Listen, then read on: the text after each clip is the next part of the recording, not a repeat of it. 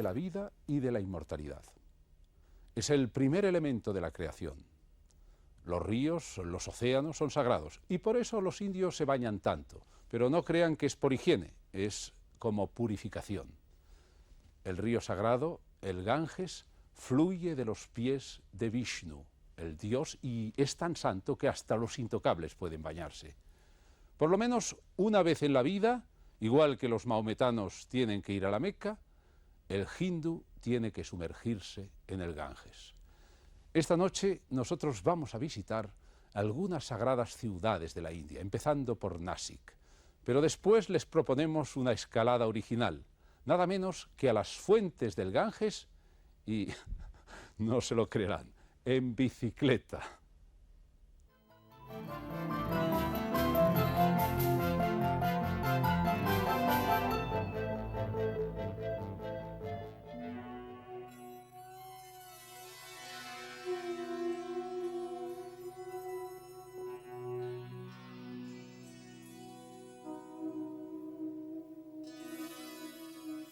Como pórtico de entrada a la espiritualidad india, he elegido una ciudad perdida en el Karnataka, una ciudad olvidada y fantasmal.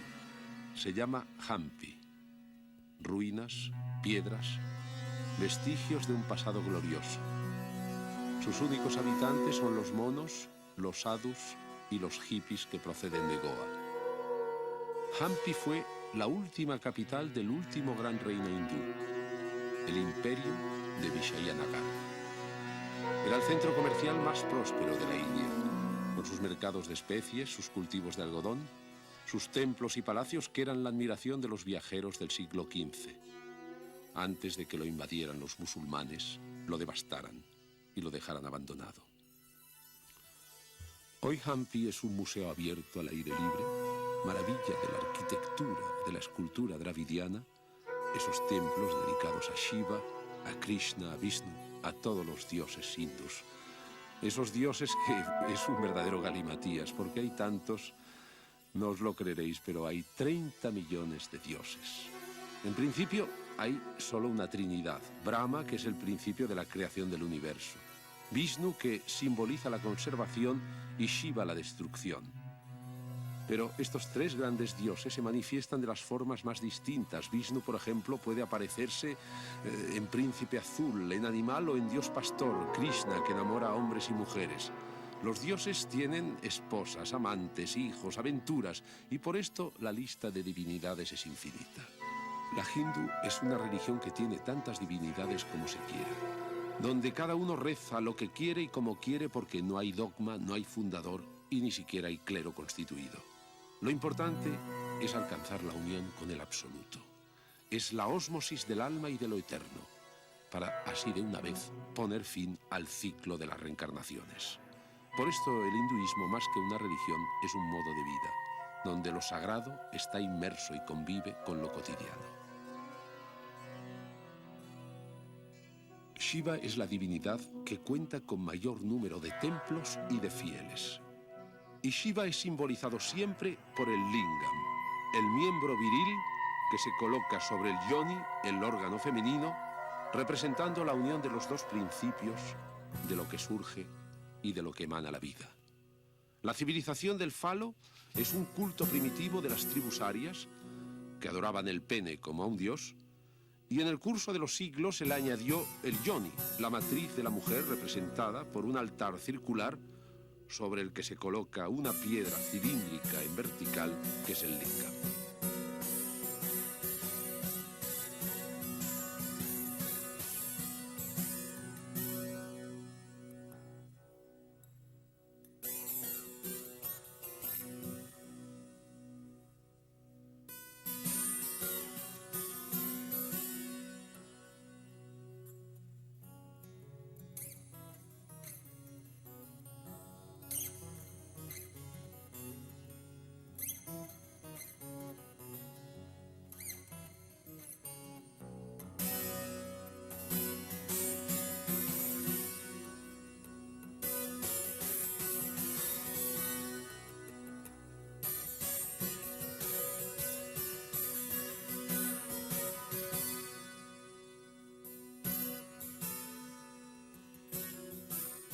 Este es un templo de Shiva, el de Tirukalikundram, la colina de las águilas sagradas.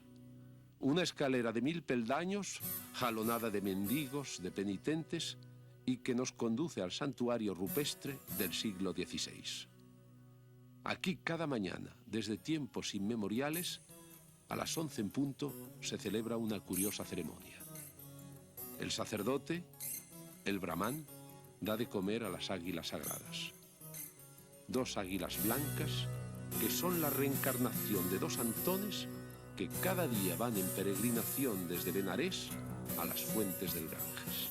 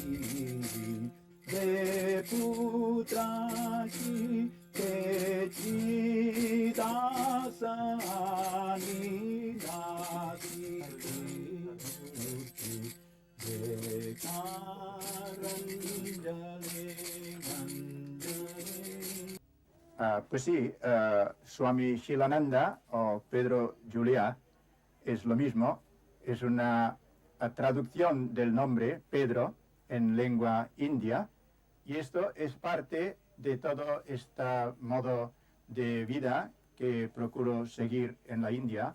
Es parte de los 35 años que he pasado ya en la India desde que vine de España. Sí, una vez ocurrió que yendo por la calle, un señor que iba conduciendo un coche, un señor Sikh, de la religión Sikh del Punjab,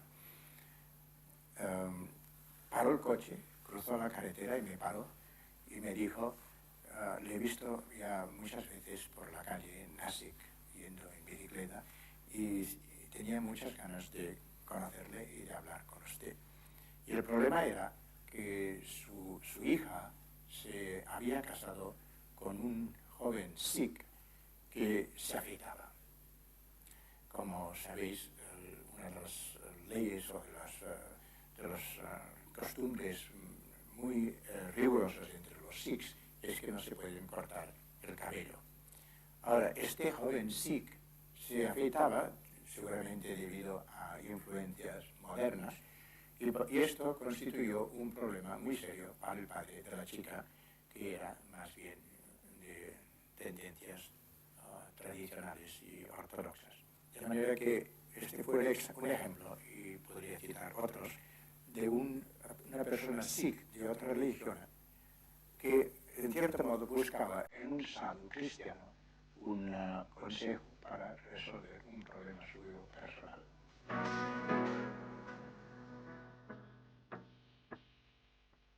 La peregrinación es un símbolo, una constante en la vida del sadhu. En el caso de nuestro sadhu, Swami Shilananda, me aventuraría a afirmar que es el único que ha hecho la peregrinación hasta las fuentes del Ganges en bicicleta. Fue en el año 75 cuando se lanzó a esta fabulosa aventura de cruzar la India y escalar en bici en las cimas del Himalaya, una empresa en la que tardó 5 meses.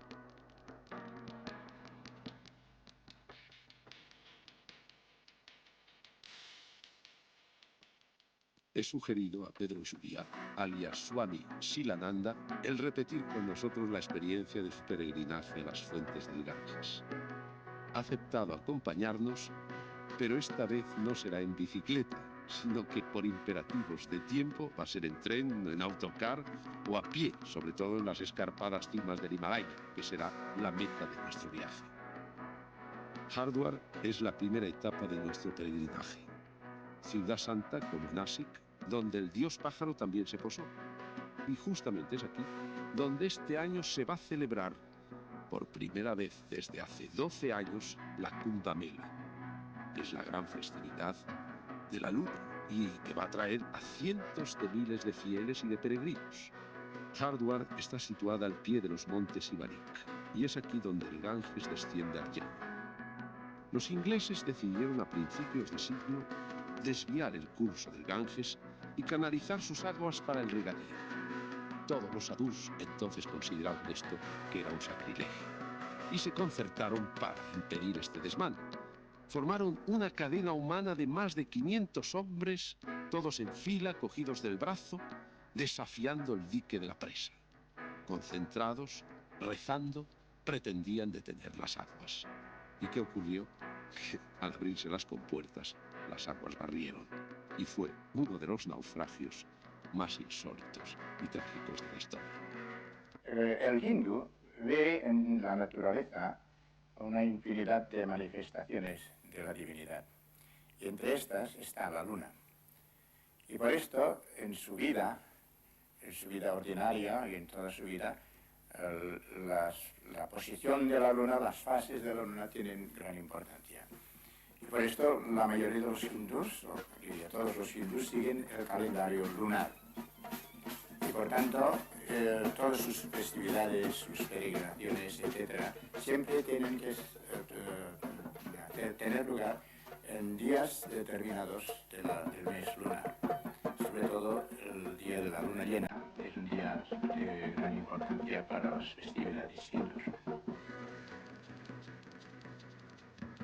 Ser sadhu es renunciar a la vida. Es el despego a todo lo terrenal. Es el intento, la ambición de alcanzar la unión con la divinidad en una sola vida, al margen de las anteriores existencias. Penetramos en un ashram donde se concentran toda clase de sadhus. El gordo es el santón, el jivamukta, el liberado, el que en vida se ha identificado ya con el Ser Supremo. Y los demás son sus discípulos, que aprenden en los Veda y en los Upanishad los cantos, los ritos mágicos, los mantras, las oraciones y las fórmulas esotéricas.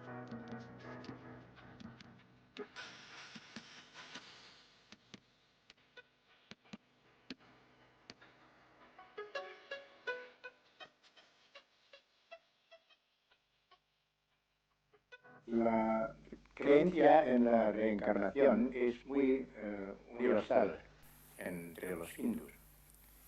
De manera que para ellos el alma es algo que no está identificada con una persona determinada, sino que puede identificarse con distintas personas en el transcurso de distintas vidas. Y esto es lo que explica para ellos el que una persona nazca ciega o sea leprosa o sea de una casta baja, porque esto es debido, según ellos, según la ley del karma, a las acciones, buenas o malas, cometidas en una vida anterior. De manera que según la manera como uno actúa en esta vida, volverá a nacer un nacimiento más alto o más bajo, según el modo de vivir. Y por tanto, la reencarnación, según ellos, es una creencia muy firme que ellos tienen.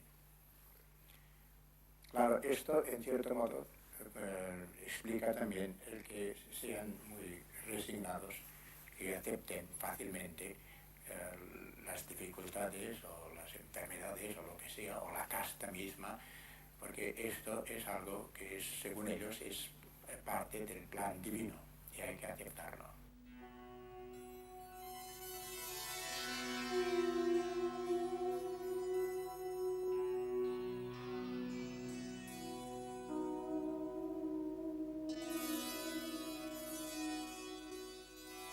Benares es la ciudad más viva, más palpitante del mundo, porque aquí se viene a preparar la muerte.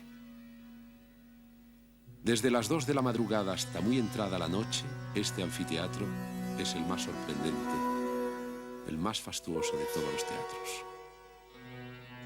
Desde los ghats, las escalinatas, contemplamos los ritos tántricos de un yogi semidesnudo. Las mujeres que se sumergen con el sari puesto, los niños que juegan como si estuvieran en una playa veraniega llena de bullicio. Y al lado, la solemnidad de la muerte con sus ritos, los cuervos inmóviles como testigos y los perros hambrientos. El baño en el Ganges, para un hindú, es como para el católico visitar la Tierra Santa. Es la máxima purificación del cuerpo y del espíritu. Mark Twain, el escritor americano, cuando le afirmaban que en el Ganges no había polución, contestó con una frase célebre: creo que ningún microbio que se respete puede vivir en aguas semejantes. Es lógico que a ciertos turistas de lujo Benares le resulte sucio y repugnante. Francamente, no nos sorprende. Les impresionan los mendigos, los leprosos, los sadhus, se estremecen ante las piras funerarias y sobre todo cuando ven flotando un cadáver sobre las aguas del Ganges. Porque a los leprosos, a los suicidas y a los que han sido mordidos por una víbora, a estos no se les incinera. Sin embargo, los turistas no ven más allá. No perciben la espiritualidad, el ritmo, la estética de una ciudad en la que Dios no ha muerto. Benares es una ciudad musical y la música en India es lo que queda cuando todo se ha olvidado.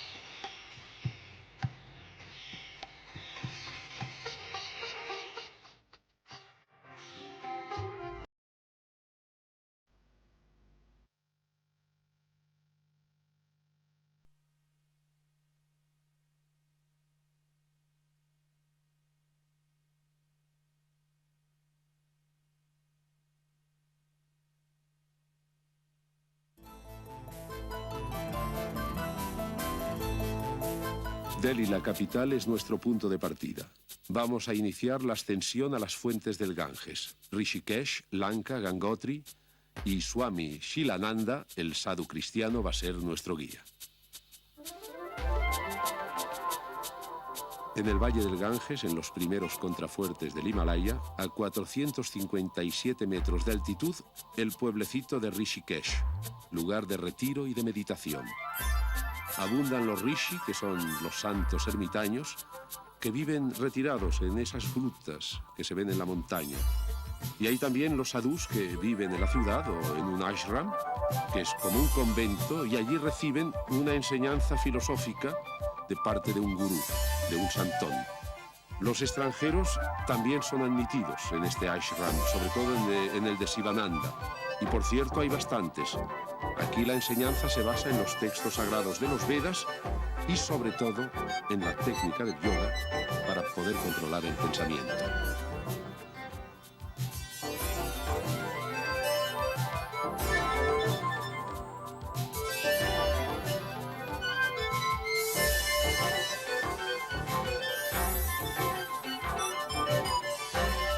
Aquí confluyen miles y miles de peregrinos de todos los puntos de la India. La peregrinación a un lugar sagrado es clave en la vida del hindu y sobre todo en la vida del sadhu, porque el peregrino tiene que soportar la fatiga del camino, es como un camino de vía crucis, y contentarse con lo mínimo necesario, viviendo de la caridad, del plato de arroz que le sirven, alojándose donde le invitan, y pensando solo en la visión de Dios, que es el último regalo y que es lo que les espera al final del trayecto.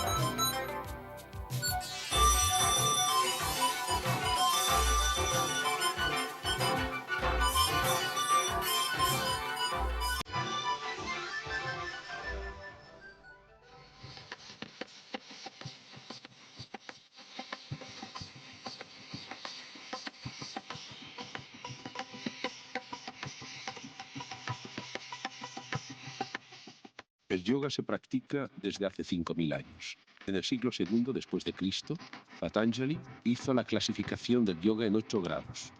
El yama, los preceptos morales que deben regir la vida del practicante, la no violencia, el no robar, el no mentir, el no ambicionar. El niyana, las reglas de purificación del cuerpo y del espíritu. El asana, las posturas corporales que permiten una mejor concentración mental. La pranayama, el control del sistema respiratorio para obtener el dominio de la energía.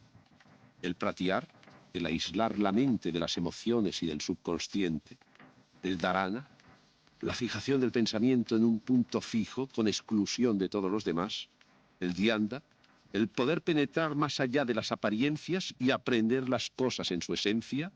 Y el samadhi, que es el estado superior de la conciencia, la meta ideal de todo yogi, la vía de acceso a la liberación definitiva. El problema del hombre es que es esclavo de su cuerpo, de sus emociones y de su pensamiento. El Hatha Yoga es una técnica justamente para aislarse, para ganar la batalla, incluso la batalla del subconsciente. Y representa varios tipos de control sobre el cuerpo para evitar todos los movimientos mecánicos, automáticos. El poder mantener en absoluta inmovilidad el cuerpo a través de una respiración consciente, rítmica, pausada, a través de las fosas nasales. Y la mente debe acompañar los ejercicios permaneciendo alerta, unificada y concentrada en un punto. El yogi aspira a entrar en comunión con la conciencia cósmica. ¿De qué manera? Emancipándose de sí mismo, distanciándose de su cuerpo, liberándose de la carga emocional que todos llevamos encima.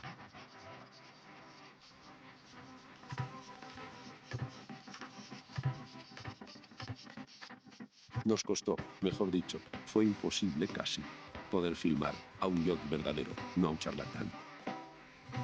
Y cuando nos encontramos con nuestro hombre, tuvimos que traicionarle.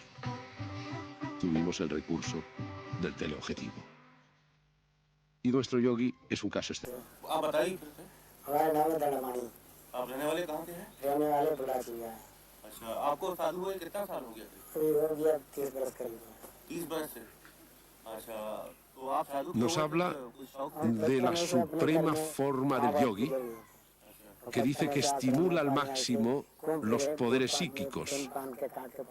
Se llama Kundalini Yoga, que es capaz de despertar de su letargo la extraordinaria fuerza cómica que hay escondida, dice, en el fondo de cualquier ser humano. Son los Kundalini Yoga los que consiguen el fenómeno de la levitación, el poderse mantener suspendidos en el aire. También nos dice los que pueden enterrarse vivos en estado de catalepsia, los que gozan de la facultad de interrumpir la respiración durante muchos minutos, incluso 15 o 20 minutos, y los que pueden curar enfermedades propias, incurables, o enfermedades de los demás. Y sobre todo, son los que tienen la visión suprema, la visión de la divinidad, la visión del aura.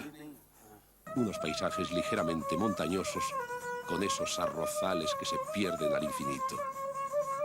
Necesitamos un permiso especial de los militares, ya que muy pronto vamos a entrar en una zona fronteriza. No hay que olvidar que el Tíbet chino se encuentra muy cerca, escasamente a unos 40 kilómetros.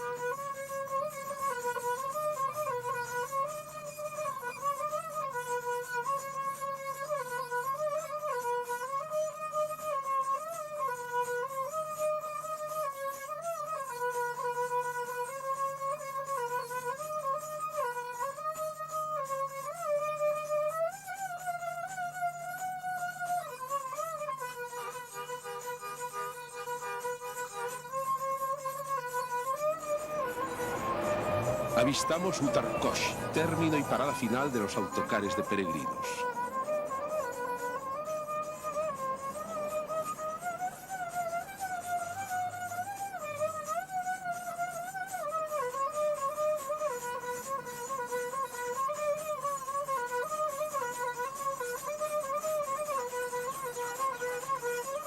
Quedan algunas atracciones de feria, por ejemplo, este simio que tanto se asemeja al hombre. Y también hay músicos ambulantes.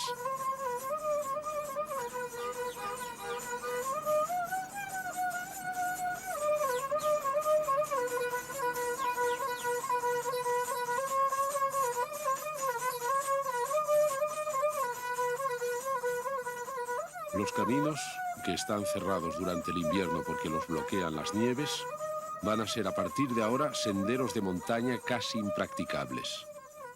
Por primera vez avistamos las nieves de las altas cumbres y con el deshielo se producen los primeros desprendimientos de tierra.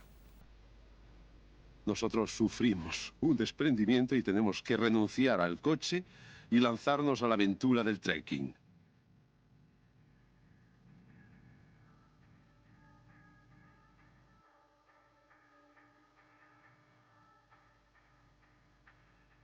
Julia, con los bártulos a cuestas, confía en llegar en algún poblado habitado antes de que nos sorprenda la noche, si no, tendremos que dormir a descubierto. Después de horas y horas de marcha, por fin encontramos a un ser viviente. Un pastorcillo nos ha salido providencialmente al paso y se brinda a conducirnos a su aldea.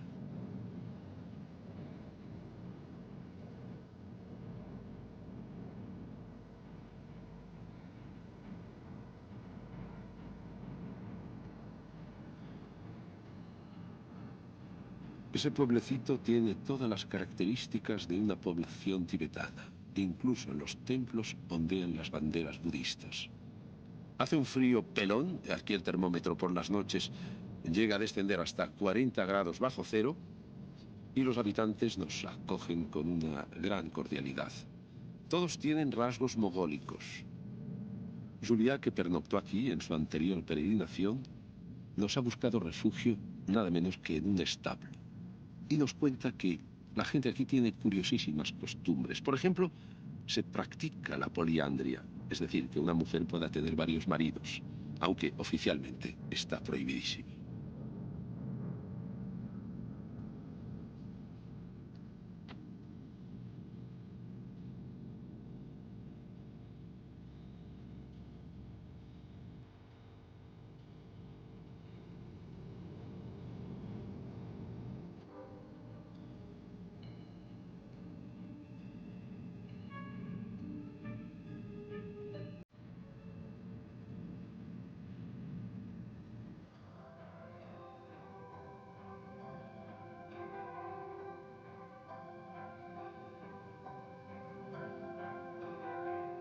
Qué maravilla amanecer con el telón de fondo de los Himalayas y poder servirse un desayuno muy original, a base de té, pero un té con opio, que es el mejor estimulante para poder deambular en esas alturas.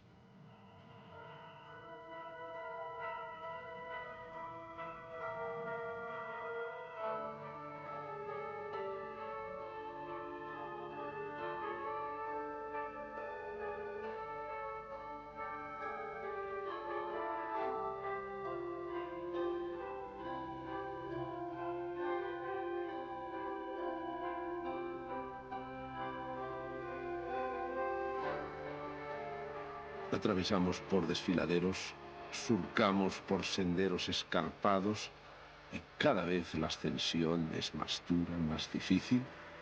Lo único que nos consuela es la grandiosidad de este paisaje y la confianza de que Gangotri, nuestro punto de destino, está cada vez más cerca. Julia, que está vezado en estas lides, nos repite: ya falta poco, pero el decorado, este decorado de montañas nevadas, parece inmutable. La respiración es dificultuosa, no somos yogis y nos encontramos a 3000 metros de altura.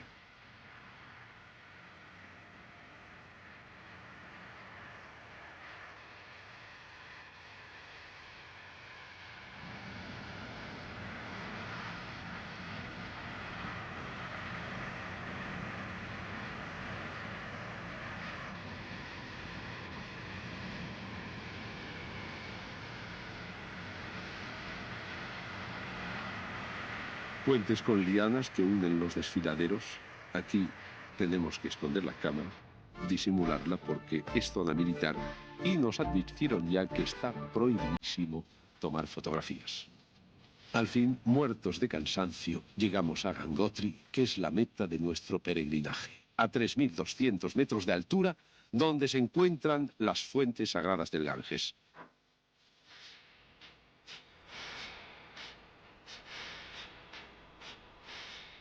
Ese sadhu con cabellos tan largos que le llegan a los pies es un viejo amigo de Julia. Estaba ya aquí en el año 75 y el encuentro entre los dos sadhus os aseguro que ha sido emocionante. Deambulamos por el pueblecito y nos tropezamos con los sadhus de verdad. Los que van desnudos, con el cuerpo recubierto de cenizas, otros que parecen travestís, que van disfrazados de diosa. Los cuentistas, los embaucadores, no se atreven a llegar hasta estas alturas. Aquí se morirían de frío.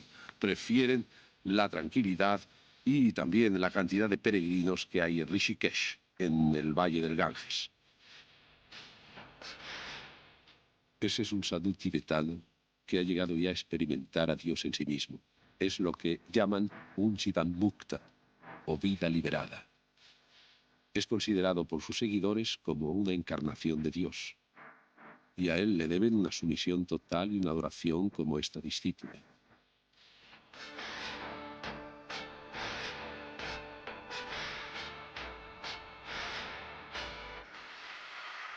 Y por fin descubrimos algo tan irreal y tan mítico como son las fuentes del Ganges.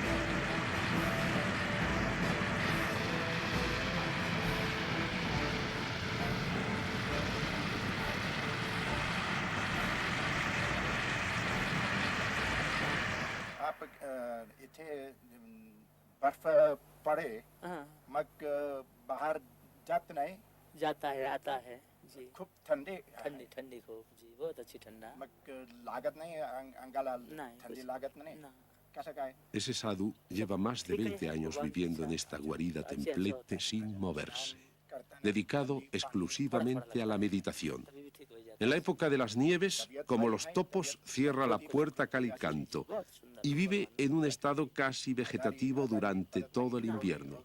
Vive de la caridad, del arroz que le ofrecen los peregrinos. भजन करने से अच्छा रहता है। Nos dice que antes de llegar aquí había peregrinado por todos los caminos del mundo, pero que ahora su peregrinación es distinta, porque es interior.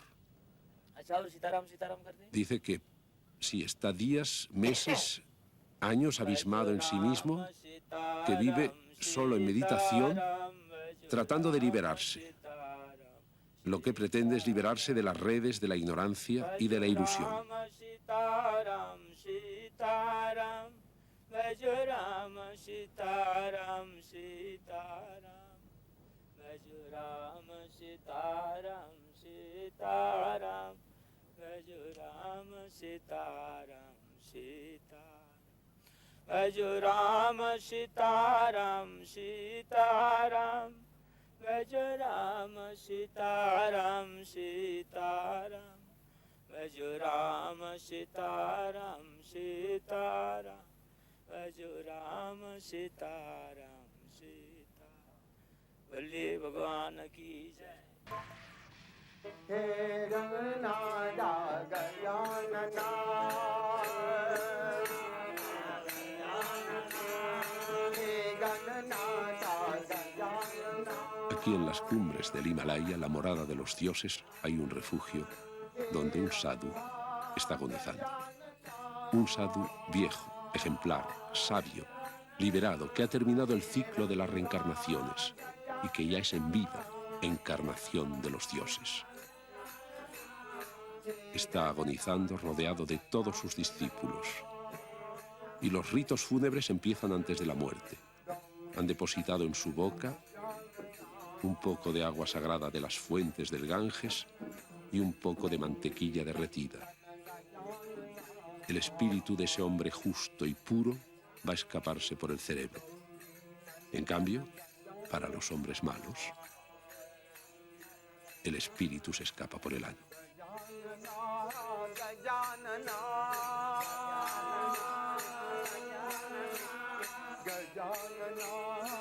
Sus discípulos han transportado su cuerpo hasta la ciudad sagrada de Benares. Aquí, al borde del Ganges, se eleva su pira funeraria en un lugar de privilegio.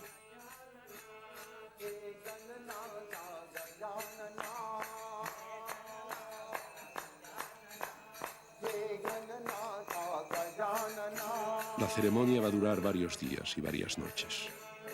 Y mientras arde el cuerpo del bienaventurado, los discípulos en el ashram del maestro cantan himnos a su memoria.